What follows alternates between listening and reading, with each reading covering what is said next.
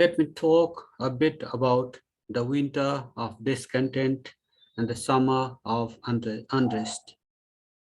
Nepal has been spiraling into this vicious cycle of the winter of discontent and the summer of unrest. During winter months, the temperatures dip. People have this pent up outrage over the breakage of the political system that always fails to deliver. There is no rule of law, good governance, even on the horizon, and there is this escalation in the prices of goods and services. The living becomes costlier, jobs are fewer, and despite these hardships, so cold, people do not venture out that much.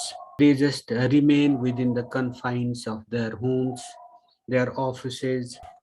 But the outrage, this public anger is painting up, and it takes this winter, like the winter has to go and the summer comes, and then come the political parties, ragtag groups that seek to just cash in on that pent up public outrage. They call protests, shutdowns against the establishment. There is whole lot of violence.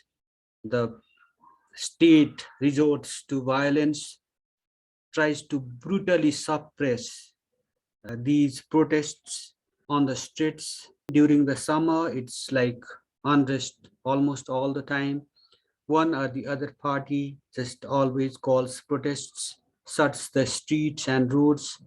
That brings more miseries to the people. This time also, recently, the Nepal Oil Corporation, that is the state-run petroleum monopoly, it hiked the prices of petroleum products. So let me share with you a report published in My Republica Daily. It was published on November 10, 2021. States that the state-owned Nepal Oil Corporation on Wednesday evening decided to hike the prices of petrol, diesel, and kerosene by 3 rupees per liter each, and the price of cooking gas also went up by uh, 75 rupees per cylinder. With the fresh hike, the price of petrol has reached 136 rupees. Diesel and kerosene will now cost 119 rupees per liter, and the price of cooking gas, it has reached 1575 rupees per cylinder. What is like quite shocking about this hike is that the fuel monopoly like hikes the prices of petroleum products every now and then. But despite these hikes, the NOC, the Nepal Oil Corporation, always states that it is incurring this much of loss or that much of loss. It was only 3 weeks ago that the NOC had hiked the prices of petrol and diesel by 3 rupees per liter. As per this report, the NOC had also hiked the price of cooking gas by 50 rupees per cylinder, citing the rise in the price of petroleum products in the international market. This has been continuing. So it's just every now and then the new oil corporation that we used to call it, it just keeps increasing the prices of petroleum products. But despite these hikes, the NOC is never raking in profit. It is always at this perennial loss. Its losses keep mounting, and that is quite bizarre. One of the reasons behind this perpetual loss of the NOC itself points, is that Nepal imports these petroleum products at higher rates, but sells them cheaper. And when it just does that, huge volumes of petroleum products are smuggled back to India, because in India the prices of petroleum products, the fuel prices are higher than in Nepal. That's why they just get smuggled into India, and because of this, just to prevent this smuggling, to prevent this cross-border smuggling of oil, the NOC hikes the prices of petroleum products. There is another reason that may be behind this hike in the prices of petroleum products. Political appointments made in the state-run fuel monopoly, despite the NOC incurring losses, the employees of that corporation and the public utility get all sorts of allowances and bonuses and that kind of stuff. That means a lot of the revenues goes towards the upkeep of NOC employees, and that may also be a reason behind this hike. So the way to go is to just right size the fuel monopoly, just cut down on their pay and perks. And if that does not work, how about just inviting private companies to import petroleum products if they can sell the oil at cheaper rates than the Nepal Oil Corporation? The government should also think about this instead of going for the hike time and time again. The rise in the prices of petroleum products is a matter of concern, because because it causes a rise in the, it not only causes a rise in the prices in transport fares and all, but it has that cascading effect. It causes the prices of every good and service to just soar, because our economy, as is the case perhaps with the global economy, largely runs on diesel. Trucks and other heavy vehicles ferry our goods and services, buses run on diesel, trucks run on diesel, and when the price of, say, diesel goes up, then there is a multiplier effect in the prices of goods and services. They also become dearer. So our dependence on diesel, our dependence on petrol, our dependence on cooking gas is causing us huge losses. And what is the option then?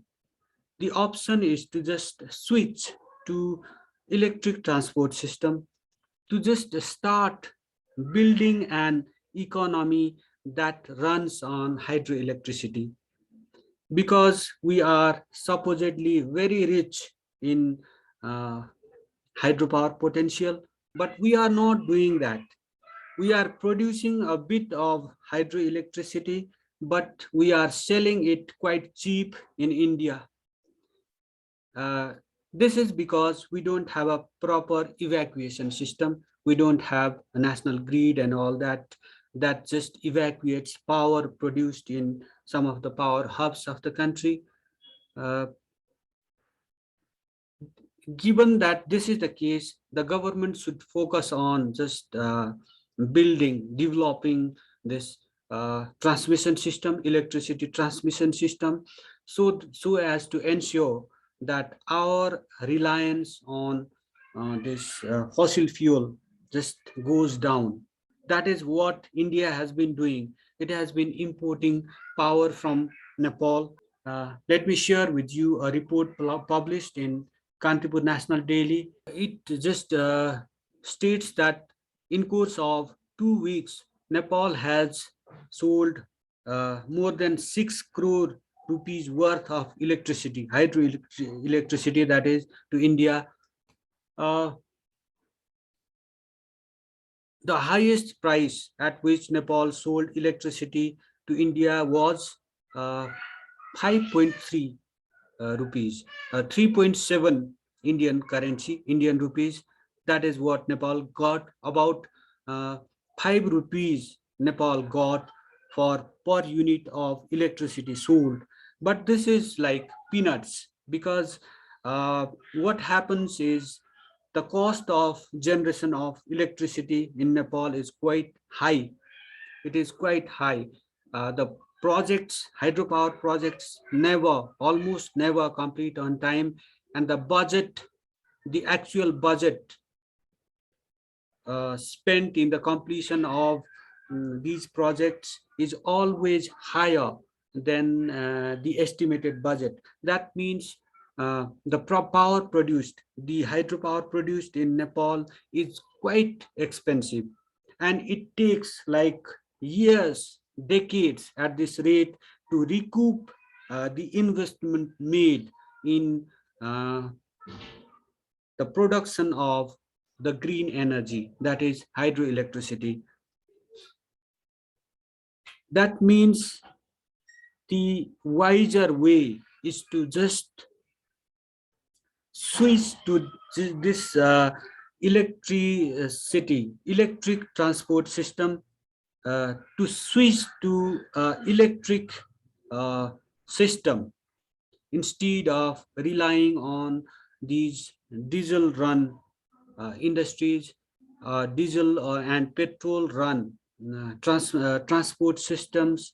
And that will bring this switch to electricity run system, electricity run transport system, production system, will just bring in huge dividends for Nepal. This switch to electricity run economy, national economy, will bring huge improvements, huge positive changes in Nepal.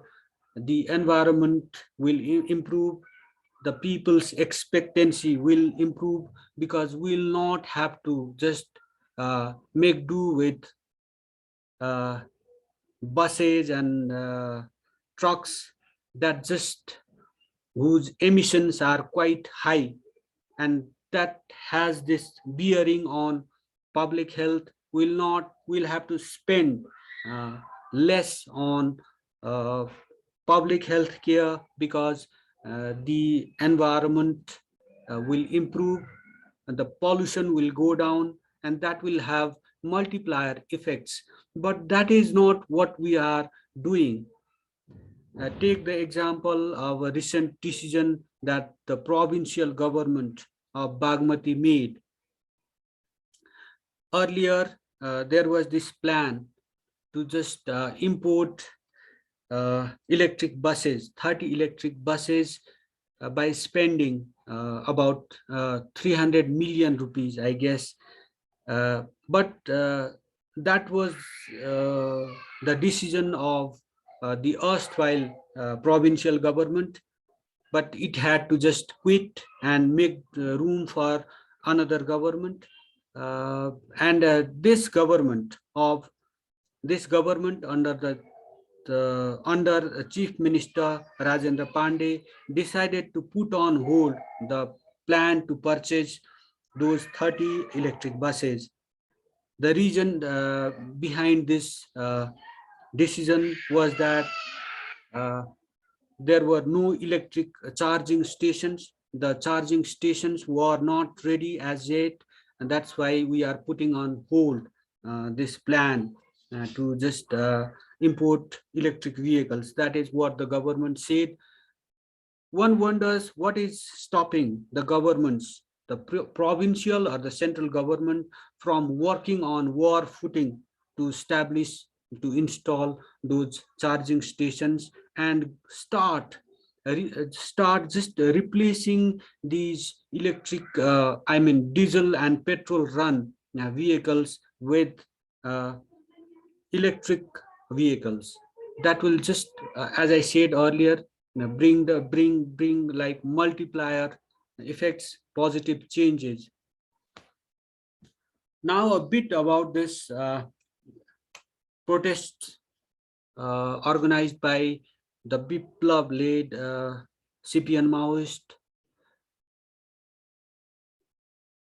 Uh, this protest, as several media outlets are reporting, is bringing life to a standstill.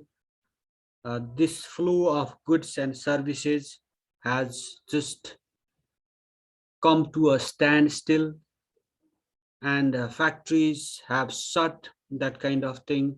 The life has come to a halt in a way because of these protests.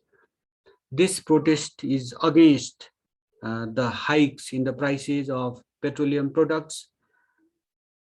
I was also talking about this vicious cycle, the winter of discontent and the summer of unrest. These days, people are so angry.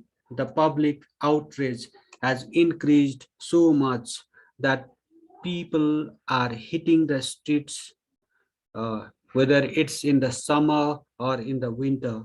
They do not wait any longer for the temperatures to go down, because their tempers are flaring. And this is because of the failure of the political system to deliver, the failure of the political system to ensure good governance, to ensure rule of law and control market prices, create jobs within the country.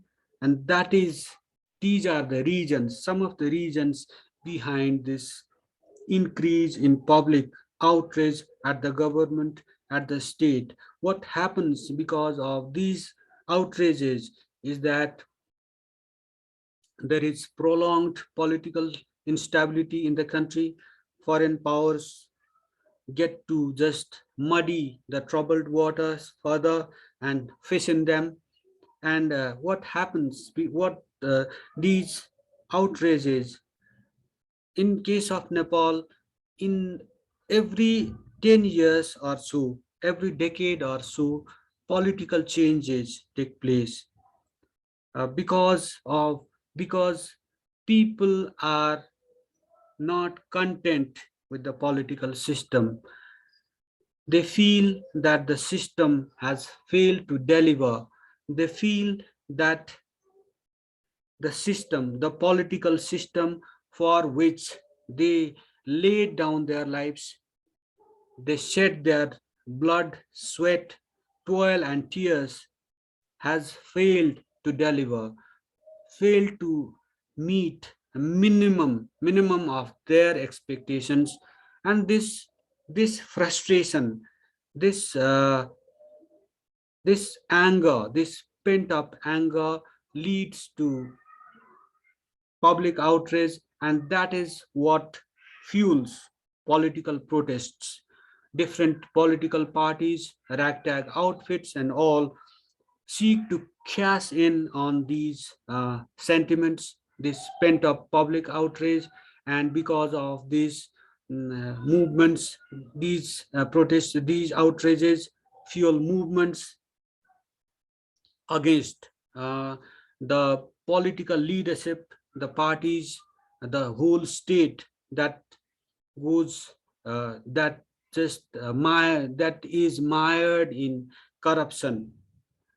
And this striving for a system, this striving for changes uh, is what keeps these movements and revolutions going. In course of every 10 years, we have been seeing political changes happening in Nepal. For the last 70 years or so, since the 1950s, Nepal has always been in turmoil. The governments never have completed their full terms because of these uh, outrages that just fuels political instability in the country. Uh, a new system just starts, a new system, a new political system comes to the helm at a space of about 10 years. And During those 10 years, it just gets so corrupt that people hit the streets against it, and then another system comes and it just follows the same routine, uh, and just it just gets corrupt beyond imagination, and then comes another revolution, and this keeps changing, this vicious cycle keeps changing, but there is hardly any difference uh, in the lives of the commoners. Despite these strivings for positive developments, for positive changes, the more things change, the more they remain the same for people. Despite these setbacks, despite this level of pessimism, a new generation hit the streets again and just seeks to bring changes to the system. Uh, it just tries to put in place a system that works for them, that their hope is that the new system will just ensure good governance, the rule of law, and create an environment within the country so that they don't have to go abroad in sorts of all sorts of odd jobs like dirty, difficult, and dangerous jobs.